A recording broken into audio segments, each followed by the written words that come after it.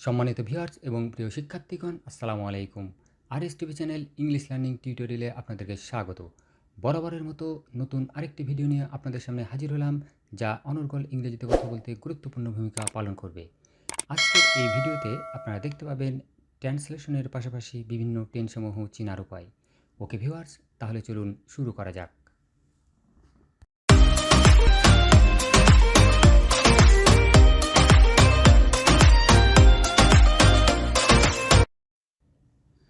আজকের ভিডিওর প্রথম ট্রান্সলেশনটি হচ্ছে তারিন স্কুলে যাইতেছে বা যাচ্ছে। এই বাক্যটি দেখার পরে সর্বপ্রথমে আপনাদেরকে জানতে হবে এটি কোন টেন্স। যখনই আপনারা দেখবেন ভার্বের শেষে তেছি, তেছ, তেছে, তখনই আপনাদেরকে বুঝতে হবে এটি প্রেজেন্ট কন্টিনিউয়াস টেন্স। সেই সাথে অবশ্যই আপনাদেরকে প্রেজেন্ট কন্টিনিউয়াস টেন্সের গঠন প্রণালীটা জানতে হবে। তাহলে আপনারা খুব সহজেই এই ট্রান্সলেশনটি করতে পারবেন।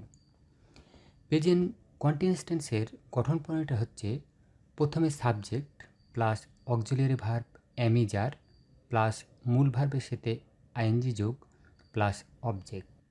এখানে তারিন হচ্ছে সাবজেক্ট, ইজ হচ্ছে অক্সিলিয়ারি ভার্ব, গো থেকে গোয়িং অর্থাৎ মূল ভার্বের সাথে আইএনজি যোগ হয়েছে, টু স্কুল এটা হচ্ছে অবজেক্ট।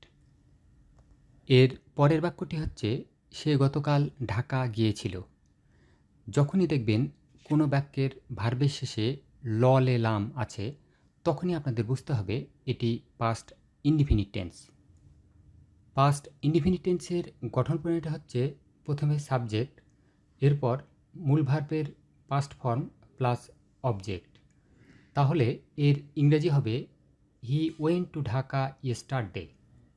হি হচ্ছে সাবজেক্ট, ওয়েন্ট হচ্ছে ভার্বের পাস্ট ফর্ম, টু ঢাকা এটা হচ্ছে অবজেক্ট।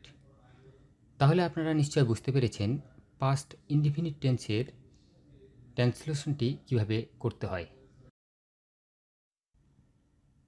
এর পরের বাক্যটি হচ্ছে সে একটি বই পড়িতে ছিল। যখনই দেখবেন ভার্বের শেষে তেছিল, তেছিলাম, তেছিলে এ ধরনের শব্দ থাকে, তখন আপনাকে বুঝতে হবে এটি একটি পাস্ট কন্টিনিউয়াস টেন্সের উদাহরণ। পাস্ট কন্টিনিউয়াস টেন্সের গঠন প্রণালীটা হচ্ছে প্রথমে সাবজেক্ট, এরপরে সাহায্যকারী ভার্ব ওয়াজ ওয়ার, এরপর মূল ভার্বের সাথে আইএনজি যোগ প্লাস অবজেক্ট।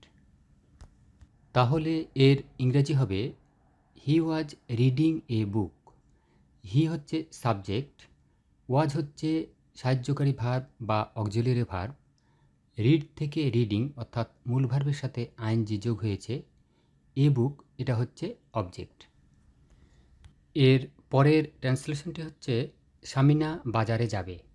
যখনই দেখবেন ভার্বের শেষে বে, বা, বো এ ধরনের শব্দ থাকে, তখনই আপনাদের বুঝতে হবে এটি future indefinite tense. Future indefinite টেন্সের গঠন প্রণালী হচ্ছে প্রথমে সাবজেক্ট প্লাস সাহায্যকারী ভার্ব শ্যাল অথবা উইল প্লাস মূল ভার্ব প্লাস অবজেক্ট।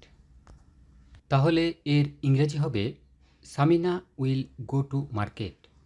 সামিনা হচ্ছে সাবজেক্ট, উইল হচ্ছে সাহায্যকারী ভার্ব বা অক্সিলিয়ারি ভার্ব, গো হচ্ছে মূল ভার্ব, টু মার্কেট এটা হচ্ছে অবজেক্ট। আশা করি ফিউচার ইনডিফিনিট টেন্স দেখে চিনতে পারবেন এবং এর ট্রান্সলেশনটি ভালোভাবে করতে পারবেন। সম্মানিত ভিউয়ার্স, যে কোনো বাক্য দেখে সেটা কোন টেন্স তা চেনার জন্য অবশ্যই আপনাদেরকে কিছু রুলস জানতে হবে এবং সেই টেন্সের গঠন প্রণালীটা জানতে হবে। তাহলেই আপনারা যে কোনো ট্রান্সলেশন করতে পারবেন। ওকে ভিউয়ার্স, আজ এ পর্যন্তই। ভিডিওটি ভালো লাগলে প্লিজ সাবস্ক্রাইব দিস চ্যানেল এবং পাশে থাকা বেল আইকনটি প্রেস করে অল করে দিন, যাতে নতুন নতুন ভিডিও আপলোড হওয়ার সাথে সাথে নোটিফিকেশন পেয়ে যান।